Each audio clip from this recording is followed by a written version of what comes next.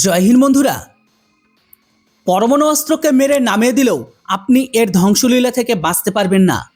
এই কারণে একে সবচেয়ে নিকৃষ্ট আর নোংরা অস্ত্র বলা হয়। কারণ ধরুন শত্রু আপনার উপর একটি পরমাণু বোমা নিক্ষেপ করলো, যা একটি মিসাইল রাখা আছে। আপনি সেটিকে আঘাত করে নিচে নামিয়ে দিলেন, তবুও সেই মিসাইলের রেডিয়েশন বৃষ্টির সাথে আপনার দেশের ওপর পড়বেই পড়বে এবং আপনার মানুষজন, আপনার ফসল, গবাদি পশু সব কিছু ক্ষতি করবে এবং আগামী কয়েক শতাব্দী পর্যন্ত আপনার জমিকে পুরো বিষাক্ত করে দেবে।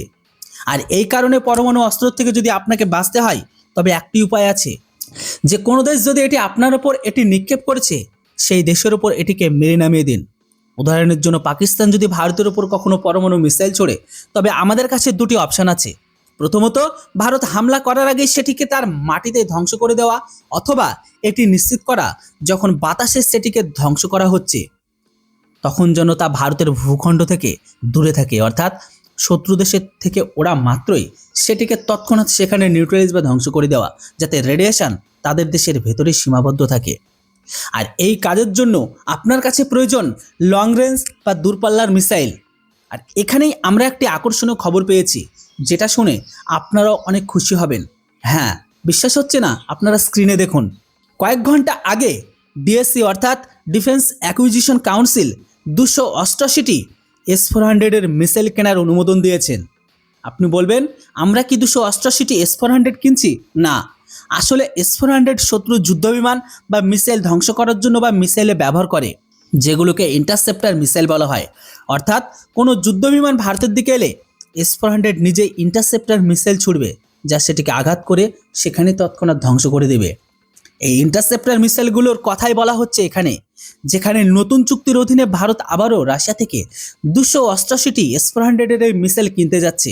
তবে সবচেয়ে বড় বিষয় হলো, এর মধ্যে 120টি মিসাইল হবে শর্ট রেঞ্জের, মানে কম দূরত্বের, যেগুলো রেঞ্জ 40 থেকে 150 কিমি হবে।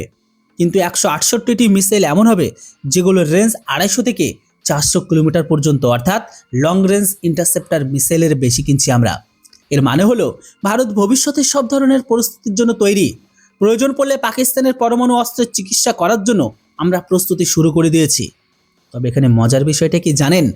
এটি 100 কোটি টাকার চুক্তি, এমনকি এটি ফাস্ট ট্র্যাক পদ্ধতিতে হবে, অর্থাৎ খুব শীঘ্রই, সম্ভবত কয়েক মাসের মধ্যে এই ইন্টারসেপ্টার মিসাইলগুলো আমরা পেয়ে যাব।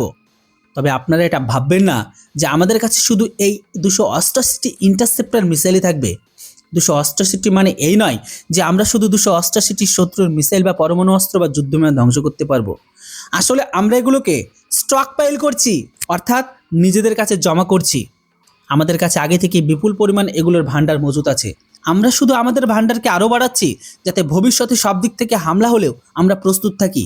এমন যেন না হয় যে শত্রু হামলা করে যাচ্ছে আর তাদের থামানোর জন্য আমাদের কাছে S-400 তো আছে, কিন্তু সেটাতে ব্যবহার করা ইন্টারসেপ্টার মিসাইল শেষ হয়ে গেছে, অর্থাৎ বন্ধু কাছে গুলি নেই, এমন যেন সিচুয়েশন না হয়।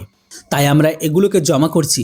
এটা থেকে আপনি বুঝে নিন যে অপারেশন সিঁদুর 2 এর প্রস্তুতি কতটা বিস্তারিতভাবে করা হচ্ছে ভারতের তরফ থেকে। অর্থাৎ আগে আমরা আমাদের নিরাপত্তা নিশ্চিত ব্যবস্থা করছি, কারণ শত্রুর অবস্থা খারাপ করার জন্য আমাদের কাছে ব্রহ্মস আছে, প্রলয় মিসাইল আছে, অগ্নি আছে, সুখোই আছে, রাফাল আছে, মেঘ আছে, এরকম অনেক কিছুই আছে। কিন্তু নিজের নিরাপত্তা মজবুত করা অত্যন্ত জরুরি, কারণ আপনি নিজেই ভাবুন, শত্রুর ঘরে এমন ধ্বংসলীলা চালিয়ে কী লাভ যেখানে নিজের ক্ষতি হয়। আসল সফল অপারেশনে সেটাই, যেখানে নিজের গায়ে একটা আঁচড়ও লাগবে না আর শত্রুর পায়ের তলা থেকে মাটি সরে যাবে। আশা করি ক্লিয়ার।